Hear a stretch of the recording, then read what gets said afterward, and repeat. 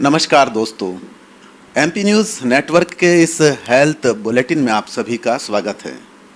आज हम आ पहुँचे हैं महाराष्ट्र में।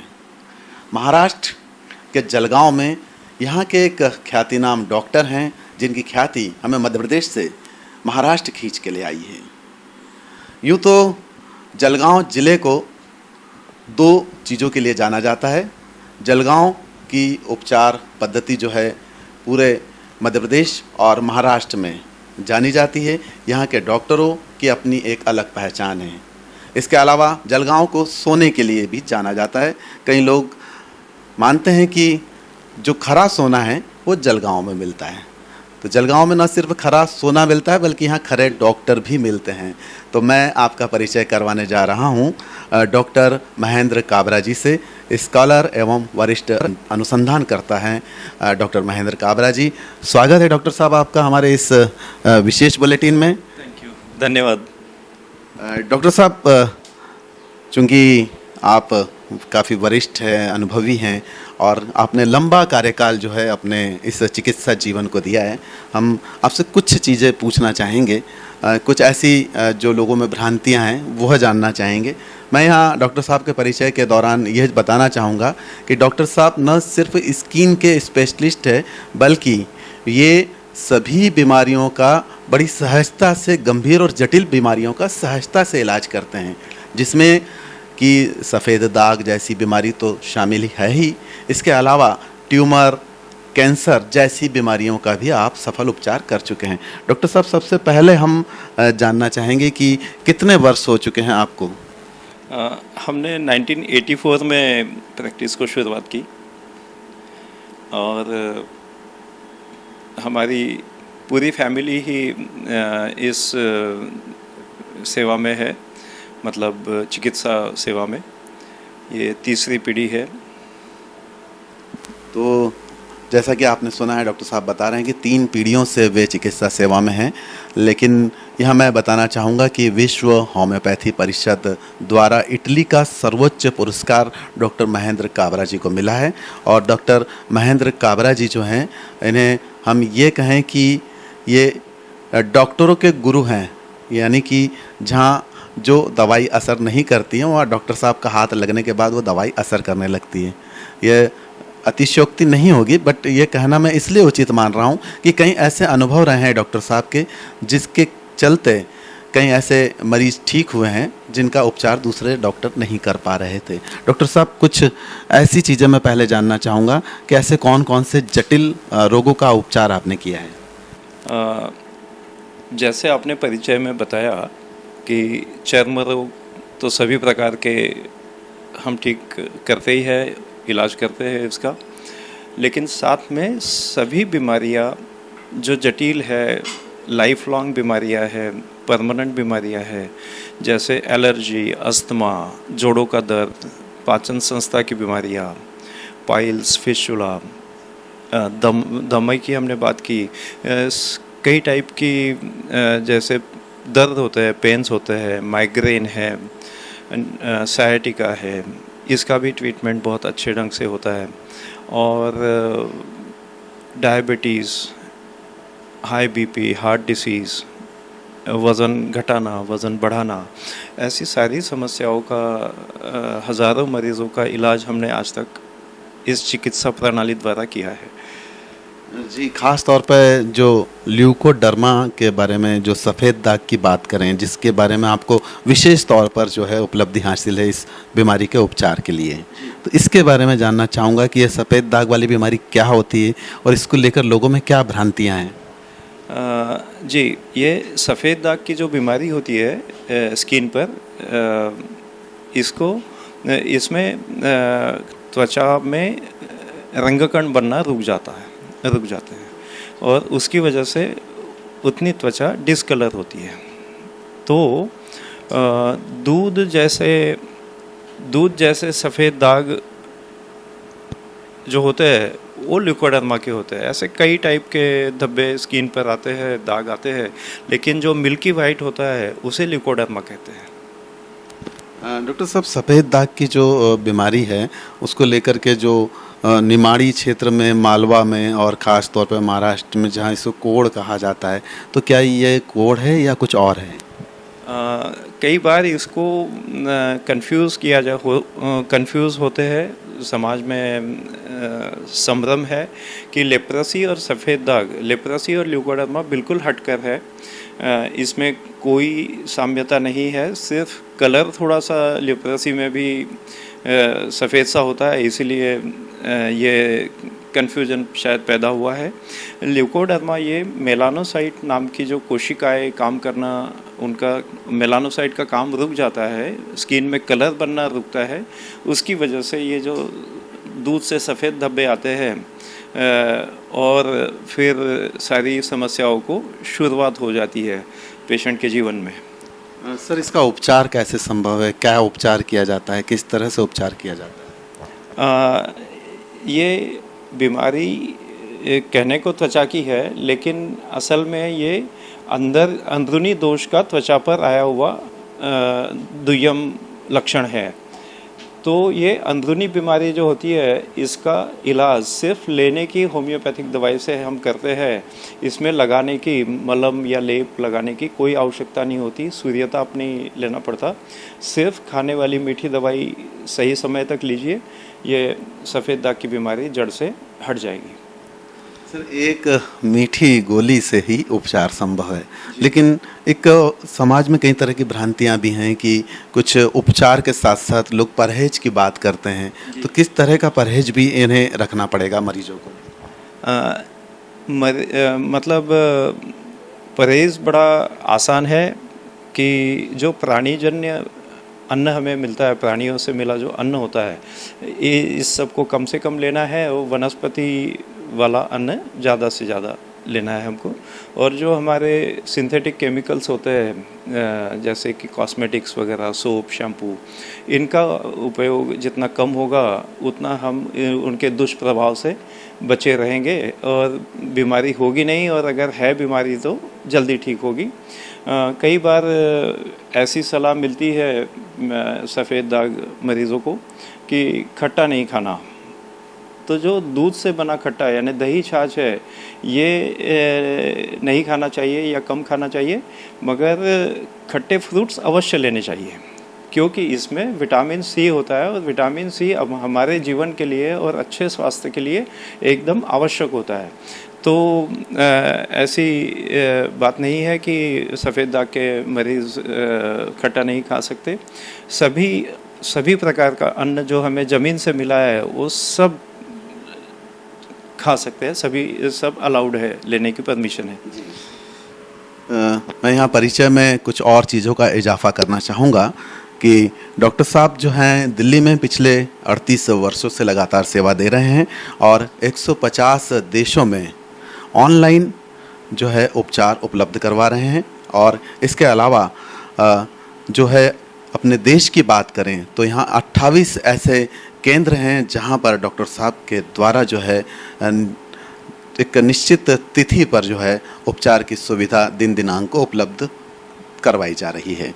डॉक्टर साहब, मैं इसके अलावा भी जो आपसे ये जानना चाहूँगा कि जैसे अभी कुछ ट्यूमर को लेकर के जो है कि कई लोगों को ट्यूमर हो जाता है, ट्यूमर का उपचार सिर्फ सर्जरी के द्वारा लोग कहते हैं कि संभव है, तो ट्यूमर का उपचार सर्जरी के अलावा भी संभव है? जी बिल्कुल संभव है। और मैं तो ये कहूँगा कि ट्यूमर के लिए सर्जरी कोई अच्छा विकल्प नहीं है। ट्यूमर होने के जो मूल कारण शरीर में होते हैं वे सर्जरी से दूर नहीं होते, और जो हम लेने वाली दवाई देते हैं इससे अंदरूनी स्वास्थ्य ठीक होता है, अंदरूनी मूल कारण ट्यूमर का ठीक होता है, और आस्ते आस्ते वो ट्यूमर, वो गठान सूख जाती है।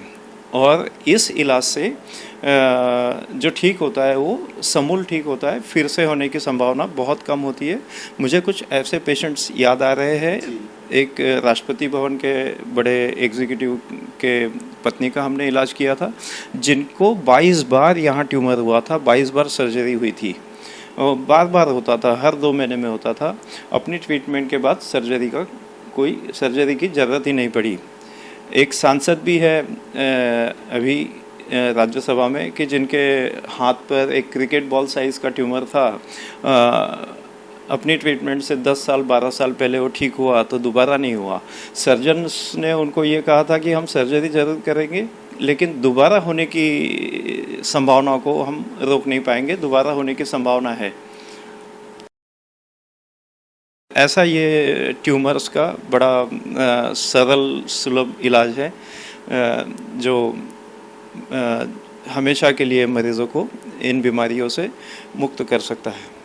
सर, जैसे कि अभी चर्चा के दौरान आपने बताया कि टॉक्सिन्स की जो गड़बड़ी होती है, शरीर के रक्त में जो है रसायन की जो गड़बड़ियाँ होती है उसके चलते ही कई बीमारियाँ होती है। तो जिस प्रकार से ल्यूकोडर्मा की बात की, इसके अलावा जो है एलर्जी को लेकर के मैं पूछना चाहूँगा। और इसके अलावा एक जो महिलाओं को गर्भ नहीं ठहर पाता है उनका किस तरह से उपचार किया जाता है? दोनों चीज़ें बताएं।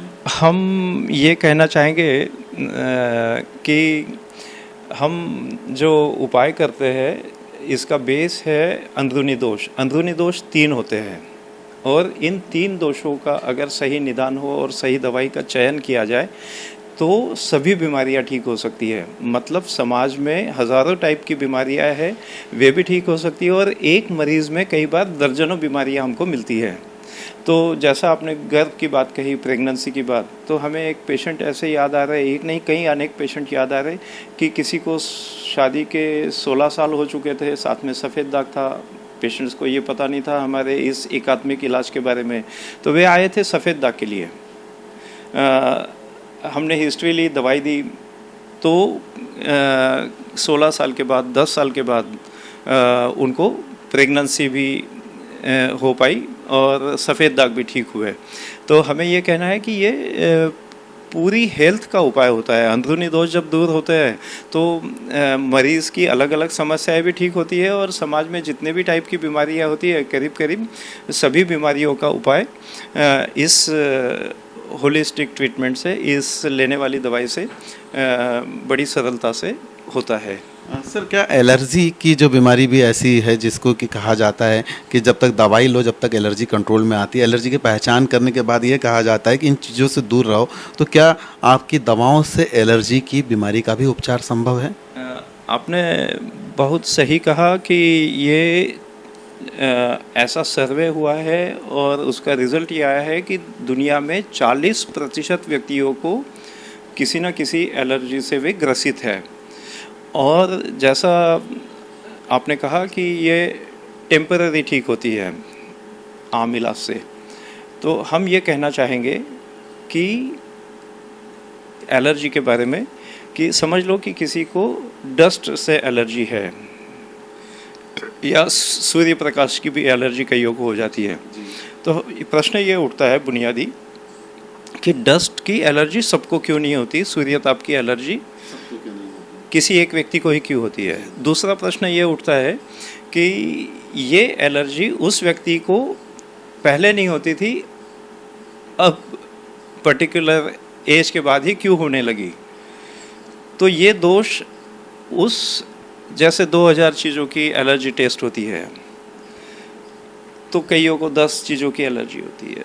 तो हम ये कहते हैं कि ये दोष उन चीज़ों का नहीं है, दोष है उस व्यक्ति के शरीर में आए हुए बदलाव का। उस व्यक्ति के शरीर में कुछ विष ऐसे हैं जिनसे उनकी वजह से इन चीज़ों को वह व्यक्ति, एलर्जी वाला व्यक्ति, पेशेंट ओवर रिएक्ट करता है, ज़्यादा वाला रिस्पांस देता है। तो जब उनको अपनी ट्रीटमेंट मिलती है, खून की शुद्धि होती है, रक्त साफ होता है, अंदर की सारी सिस्टम ठीक होती है। मुझे याद आ रहा है कि जैसे आमतौर पे सभी जानते हैं कि सारी बीमारियों की जड़ होती है हमारी पाचक संस्था, उदर में दोष होते हैं। तो जैसे कॉन्स्टिपेशन, कब्ज़ है, तो ये सभी बीमारियों का कारण है। तो किसी को एलर्जी और कब्ज़ है और हम एलर्जी का इलाज किए जा रहे हैं तो बरसों तक कुछ नहीं होता, टेम्पररी ठीक होता है। हम अगर ट्रीटमेंट करते हैं तो पहले कॉन्स्टिपेशन, कब्ज़ ठीक होगा, सिस्टम ठीक होगी और फिर एलर्जी जड़ से मिट जाएगी। ये जो फोटोग्राफ्स हम देख रहे हैं कि पूरा फेस ब्लैक था सनलाइट की वजह से, और किसी सीड्स की एलर्जी थी, पोलन ग्रेन्स की एलर्जी थी, बरसों तक थी, टेम्पररी ठीक होता था, उदास हो गई थी व्यक्ति। तो हमने उनको पहले दिन ही कहा कि आप चाहे जितना किसान है वे, तो चाहे जितनी देर धूप में काम करना है, खेत में काम करना है, करिए। अपने इलाज के बाद ये एलर्जी जड़ से मिट जाएगी। जिन जिन चीज़ों की एलर्जी है वे आप फेस पे लगा के देखिए, आपको कुछ नहीं होगा। वैसे ही हुआ। और पूरा फेस जब इस व्यक्ति का इतना ऐसा था तो उनको देखकर सैकड़ों और भी मरीज़ आए कि इलाज इतना प्रभावी हो सकता है करके एलर्जी का। और मुझे और एक केस एलर्जी के बारे में याद आ रही है कि हम लंदन के एक मिसेस शर्मा की एलर्जी की केस बड़ी इंटरेस्टिंग है कि उनको एलर्जी इतनी ज़्यादा थी कि नींबू काटते थे तो सैकड़ों छींकें आती थी, और टोमेटो की तरफ देखो तो आंखें लाल होती थी। साथ में आप बीमारी का नाम लीजिए, वे सारी बीमारियां उनको थी। Asthma, joint pains, skin disease, सब कुछ था। 10 बीमारियां थी। तो हमारी डाइट और लाइफस्टाइल की जो सलाह, साथ में दवाई, इनसे सारी की सारी उनकी प्रॉब्लम्स सॉल्व हो गई। और मुझे मिसेस शर्मा के संतुष्टि वाले वो भाव शब्द याद आते हैं कि वे कहती थी कि डॉक्टर साहब आपके क्लिनिक में आते हैं तो ऐसा लगता है किसी मंदिर में आए। बहुत ही सुंदर बात कही आपने। सिर्फ खाने की दवा ही नहीं बल्कि अंदरूनी मूल दोष के साथ ही जो है बाहरी दोष भी जो है समाप्त हो जाते हैं। लेकिन आपने कुछ फोटोग्राफ्स की बात की। यहाँ हम कुछ ऐसे फोटोग्राफ देख रहे हैं जो सफ़ेद दाग से संबंधित है, जिसमें किसी के सिर के पीछे बाल के पूरे हिस्से में जो है सफ़ेदी है, किसी के चेहरे के हिस्से में सफ़ेदी है। तो जो ये एक उनकी सुंदरता पर एक दाग है, इस दाग को मिटाने के लिए आपने कैसे प्रयास किया और इसका कोई अनुभव हो तो बताएं। ऐसी बहुत दर्दनाक ये पेशेंट्स की कहानियां हैं, केस हिस्ट्रीज़ है। जो पहला सफ़ेद दाग का मरीज़ हमने ठीक किया, उनके जीवन में क्या नौबत आई ये हम आपको बताएंगे आज। शादी के लिए इनकी शादी तय हुई और शादी के लिए वधू पक्ष के लोग इनके गांव आके पहुंचे। दूसरे दिन शादी थी। सुबह हल्दी का प्रोग्राम था। यहाँ बनियन के नीचे हाथ पर उसे सफ़ेद दाग था दूल्हे को। हल्दी के समय वो दाग दिखेगा। और कुछ समाज ऐसे होते हैं कि जिनमें इस बात से और भी ज़्यादा कुंठा होती है, ज़्यादा महत्व दिया जाता है। ऐसे इस समाज की व्यक्ति थी। दूल्हा ये था। रात भर वो सो नहीं पाया कि अब ये सफ़ेद दाग का पता चलेगा तो हो सकता शादी टूट जाए। सुबह देखा तो दूल्हा गायब। बड़ी हलबली मच गई। फिर दूल्हे के छोटे भाई से शादी उस बच्ची की, युवती की करवाई उन लोगों ने, बड़ों ने।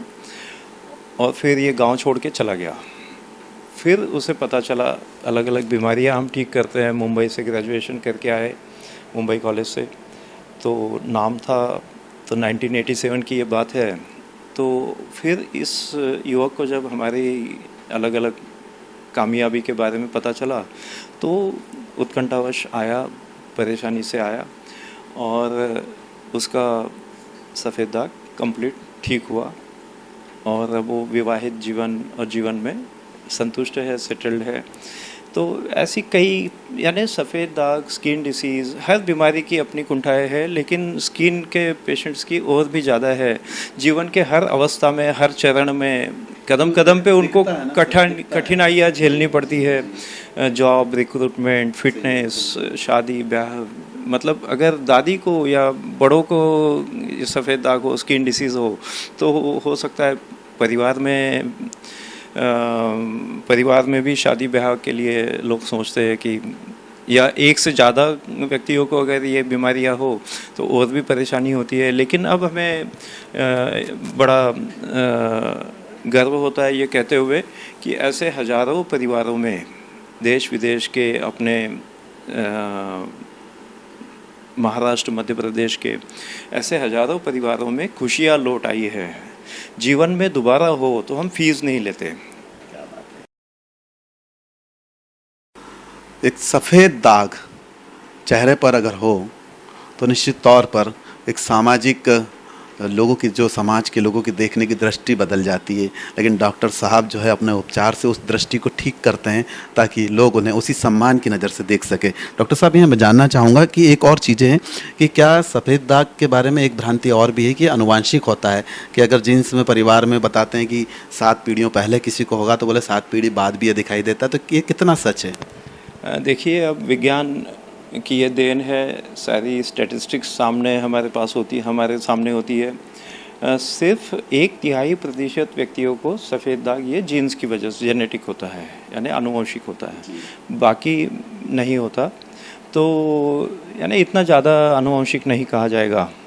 और एक दूसरी तार्किक बात है कि जब अब इसका इलाज है तो ये आनुवंशिक है तो भी ठीक होता है, नहीं है तो भी ठीक होता है। तो अब ये इतिहास हो चुका है। इस बारे में जो भी परेशानियां हैं ये सारी इतिहास हो चुकी है। इलाज है, जल्द से जल्द इलाज पता चले, माध्यमों की वजह से उनको पता चल ही जाएगा, चल ही रहा है।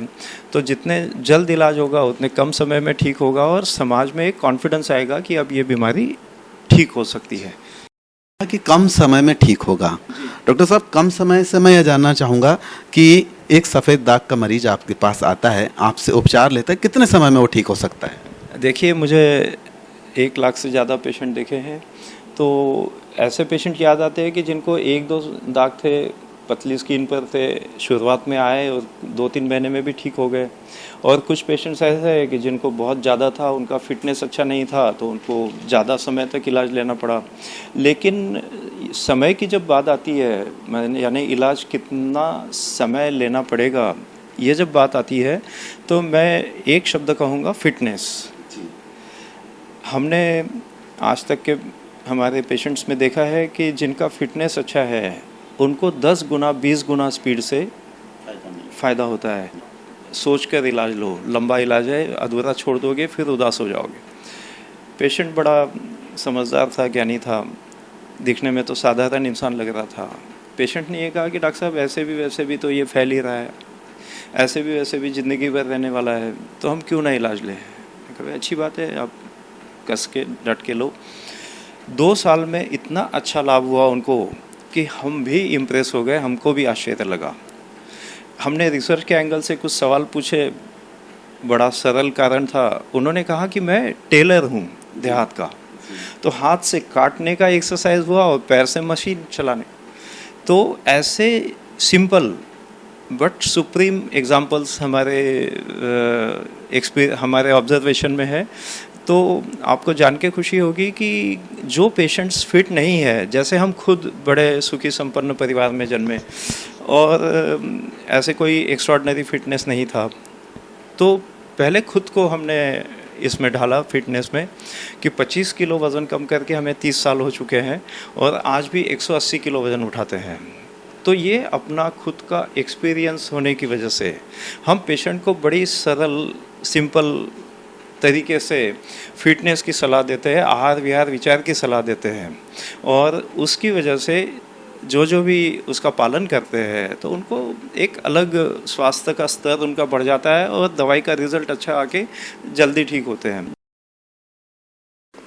डॉक्टर साहब, जब आप मरीजों का उपचार करते हैं और आपने बताया कि कई तरह के मरीज आते हैं, तो आपकी दवाइयों से उपचार से जो मरीज है उनको कोई साइड इफ़ेक्ट होता है, तो साइड इफ़ेक्ट से नुकसान होता है या लाभ होता है?